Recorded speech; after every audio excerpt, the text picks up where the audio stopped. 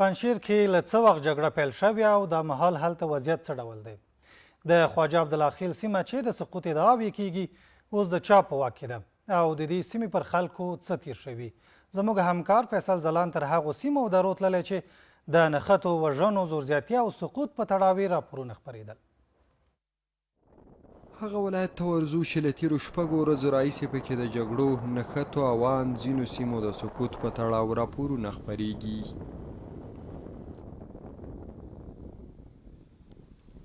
پنجشیر کې د جګړو ګنګوسې اندېښنې زیږولې او بېلابېل شکونه یې پیدا کړي. پوښتنه دا ده چې دلته جګړه روانه ده او که تر شا یې تبلیغاتي کیسې دي.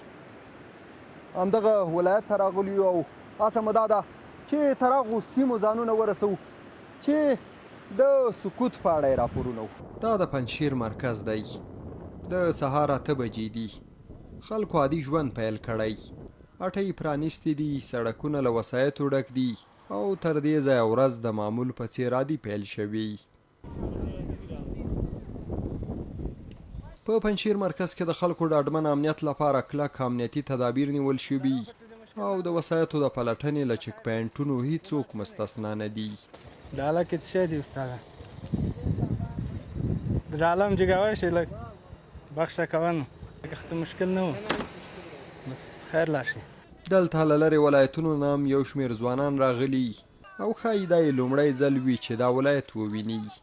دوی دغو اندېښنو او راپورونو پر وړاندې بې پروا دي چې د دې ولایت په اړه له څو ورځو خپرېږي. هیڅ مشکل نشته، فیسبوکي جنګونه دي، وای پنجشیر یې نیولی دی، ټاکس تا ټوکس تا، مګر انشاءالله هیڅ مشکل نشته. خو وروستیو ورځو کې دلته د جګړو او ناامنیو په اړه خبرونو افغانان شکمن کړي او اندېښنې یې زېږولې. د پنجشیر له مرکز کیلومترونه وړاندې راغلي یو.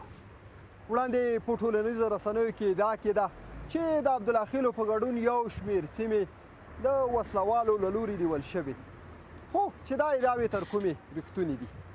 له دې ځایه ساعتونه وړاندې د عبدالله خیلو هغو سیمې پورې ورځو چې د نیولو ادعاوې شوې وي. ګورو چې دغه سیمې د چا په لاس کې دي او په ټولنیزو رسنیو کې دغه ادعاوې څومره حقیقت لري. د پنجشیر له مرکز نه شاوخوا 3 ساعته دغې درې په لور ځو چې د سقوط راپورونه یې خپاره شوي او ادعاوې دا دي چې ګواکې طالبانو پکې د عامو خلکو ژوند ننګولی. دا کنډې کپرې او سخته لار عبدالله خیلو درې ته تللې، هغه دره چې د مقاومت په نوم د اسلامي امارت مخالفې جبهې پکې د سختو نښتو او سقوط ادعا کړي. تیره شپه د پنجشیر ولایت په توخ ولسوالۍ کې 12 تنه طالبان ووژل شول او یو شمېر نور ټپیان شول. د ملکي وګړو وژنه به زموږ حوصلې کمزوري نه کړي بلکې د هیواد د خلاصون لپاره به زموږ هوډ پیاوړی کړي. بالاخره موږ دغې درې ته داخل شو او نور هم وړاندې ځو. د عبدالله خیلو په مرکزي سیمه کې دا مهال د جګړې اثرات نه ښکاري او د مرکزي کلیو اوسیدونکي مو غږولي. محمد طارق روحانی اسم ماست، در قریه عبدالله خیل است. قریه عبدالله خیل است. خب در مورد عبدالله خیل گفته میشد که سقوط شده و افراد مسلح آمده، حال گپا چی است اینجا؟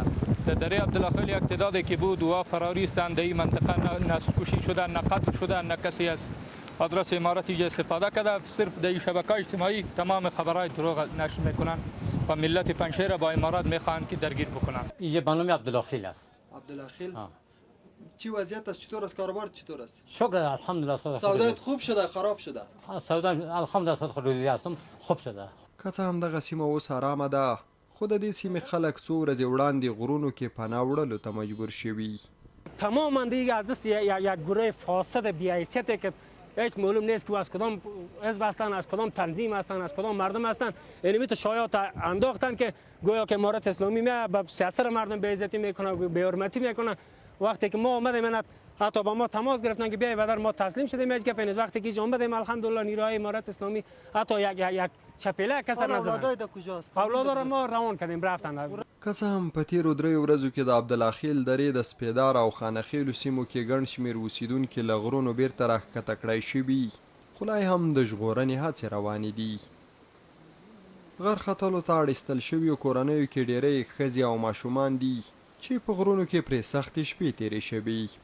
نیست، نسل کشی نکردن. ما گفتم ما زبان فارسی صحبت میکنم.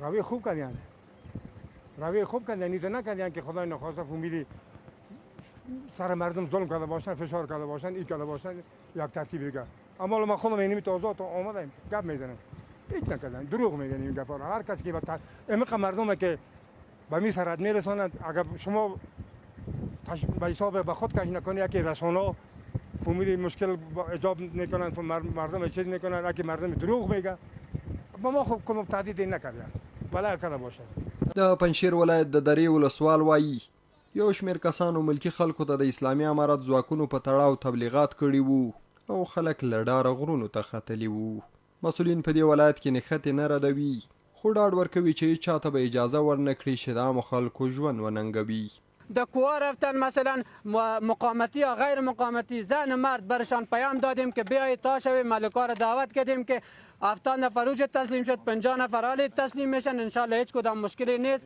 پنجشیر وروستی ولایت و چې اسلامي امارت پرې له کابل او نورو ولایتونو 21 ورځې وروسته واکمني ترلاسه کړه هغه مهال د مقاومت په نوم د اسلامي امارت مخالفې ډلې او د طالبانو ترمنځ په دغه ولایت کې سختې نښتې وشوي او د سپټمبر په 4 نیټه پرې امارت بشپړ حاکمیت ترلاسه کړ سره له دې چې دغه جبهه په افغانستان کې په کومه سیمه حاکمیت نه لري خو ډېری وخت په خواله او نورو رسنیو کې ادعا کوي چې اندرابونو پنجشیر او کاپیسا ولایتونو کې پر حکومتي ځواکونو بریدونه کړي او سیمې نیولې اسلامي امارت دغه ادعاوې ردوي او وایي هیچ چاته به په افغانستان کې د بلې جګړې د پیل اجازه ورنه کړي او نه داسې ځواک شته چې د دوی پر وړاندې جګړې کې بریالي شي